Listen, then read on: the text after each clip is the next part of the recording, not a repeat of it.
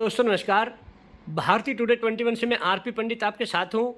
मेरे साथ इस समय कांग्रेस के वरिष्ठ नेता और बहुत पुराने कार्यकर्ता सरदार त्रिलोचन सिंह जी हैं, जो कि पिछली बार भी करनाल से चुनाव लड़े हैं और इस बार भी उपचुनाव यहाँ के तत्कालीन मुख्यमंत्री नायब सिंह सैनी के खिलाफ लड़े। लेकिन इस तरह का माहौल जो करनाल में नज़र आया पहले दिखाई नहीं देता था, क्योंकि एक अपार वोटों का रिकॉर्ड बनाने वाले त्रिलोचन सिंह जी मेरे साथ हैं और अभी निकट भविष्य में 2-2.5 महीने के बाद फिर से विधानसभा चुनाव हरियाणा में है, तो उनको लेकर हम सरदार जी से आपकी बात कराते हैं। तो सिंह साहब, आपको क्या लगता है कि आने वाले विधानसभा चुनाव में कांग्रेस पार्टी करनाल में किस तरह का प्रदर्शन करेगी और क्या उम्मीद है पूरे प्रदेश से आपको? पंडित जी नमस्कार, धन्यवाद आपका। आप समय समय पर कांग्रेस पार्टी का और हरियाणा के लोगों की बात उठाते रहते हो। 2019 में जब मैंने चुनाव लड़ा तो उस समय बहुत बड़ा सट्टा बाजार लगा था और लोगों की अफवाह थी भी 4000 मात्र वोट लेंगे या 6000 लेंगे। लेकिन करनाल के जागरूक साथियों ने और जागरूक मतदाताओं ने मेरे को 34,000 वोट देकर एक चुनौती खड़ी कर दी मनोहर लाल खट्टर जी के सामने।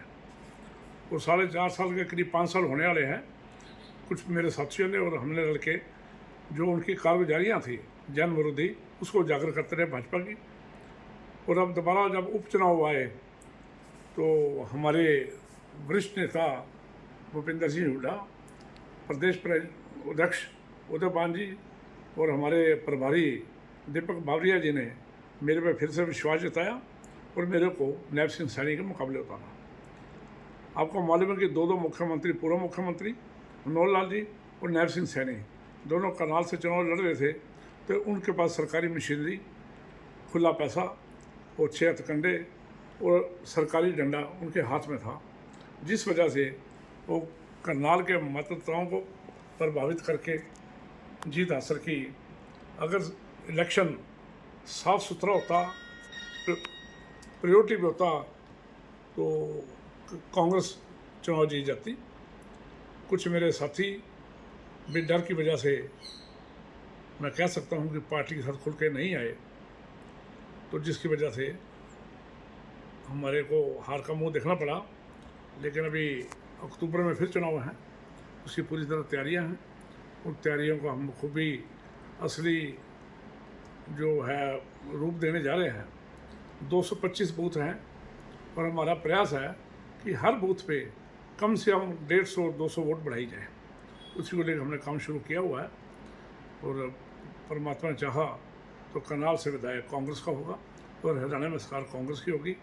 और इसका जो श्रेय है करनाल के मतदाताओं को, हरियाणा के जागरूक साथियों को जाएगा। तो जिस तरह से आपके साथ कार्यकर्ता जुड़े हैं, अगर आपको इस बार फिर तीसरी बार कांग्रेस पार्टी अपना उम्मीदवार बनाकर करनाल में एक मौका फिर कांग्रेस के तरफ आपको देती है, तो आपको क्या लगता है कि 54,000 वोटों से ही जीत जाएंगे? इसमें कुछ बढ़ोतरी चाहिए आपको, भाई और ज़्यादा वोटें बढ़नी चाहिए? देखिए, पहले 34 मिली थी, अब 54 मिली हैं, वो भी मुख्यमंत्री के सामने।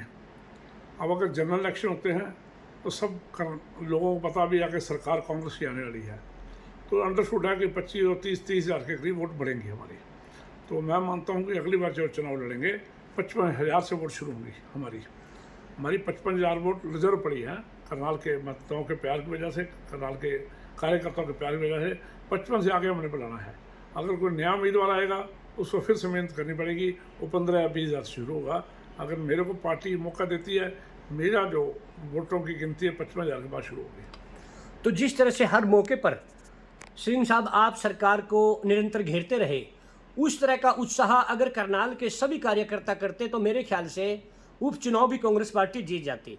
क्या कारण है कि दूसरे लोग उस समय पर नहीं मेहनत करते, वो एंड टाइम पर ही अपने होल्डिंग बोर्ड लगाते हैं और आप निरंतर लगे हुए हैं? क्या इसी के कारण आपको टिकट मिला है?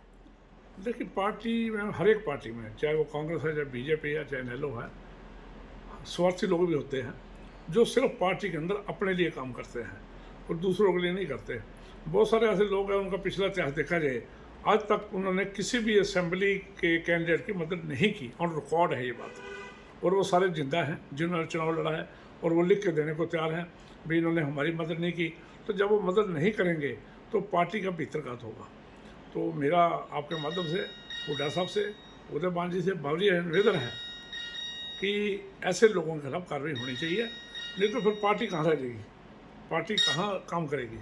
वर्कर मरता है, झंडा लेके चलता है, बूथ पे मेहनत करता है, सवेरे शाम भागता है, और बड़े लीडर बैठ के कठपुतली की तरह काम करने चाहते हैं लोगों को, और वो हराने की कोशिश करते हैं। भी ये ना जीत जाए और सरकार कांग्रेस से बने, कैसे बनेगी? सरकार तो तभी बनेगी जब सब जीतेंगे। भी फिलहाल भी नहीं जीतना चाहिए, सरकार कांग्रेस की होनी चाहिए, 2 बार नहीं चलेंगी। अब मन साफ करके चलो, फिर आगे देखा जाएगा जो होगा।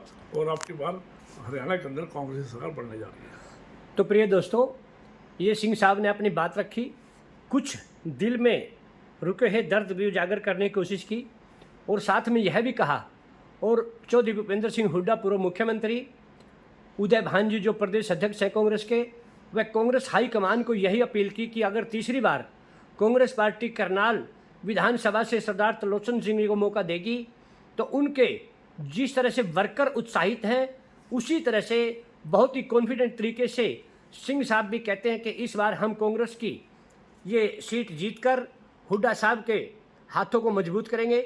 इसी तरह मैं दोबारा से फिर मिलता रहूँगा, तब तक के लिए जय हिंद, जय भारत।